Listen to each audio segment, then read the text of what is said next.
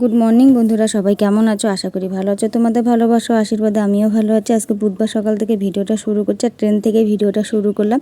এখন আমি এই যে এনজিপি স্টেশন পার করলাম, আর স্টেশনটা পার হওয়ার পরে দেখো কত কাশফুল ফুটে আছে। আর কাশফুলগুলো দেখে এত ভালো লাগছে না, দেখেই মনে হচ্ছে মা আসার সময় হয়ে গেছে, আর বেশি দিন নেই। সত্যি আর বেশি দিন নেই, হাতে গোনা কয়েকটা দিন আছে মা আসার। তো চলো, আর বন্ধুরা কি বলবো, কালকে আমি গাড়িতে এত কষ্ট করে এসেছি না, কারণ টিকিটটা আমার কনফার্ম হয়নি, আর এসি ছিল। তো বহুত কষ্ট হয়েছে, সারা রাত ঘুমাতে পারিনি। তো এখন চলে আসলাম নিউভাঙা স্টেশন, আর বর এসছে আমাকে নিতে। তো এখন বাড়ি যাব। এই যে বাইকটা বের করছে, স্টেশনের মধ্যে স্টেশনের পাশে বাইকটা রাখা ছিল।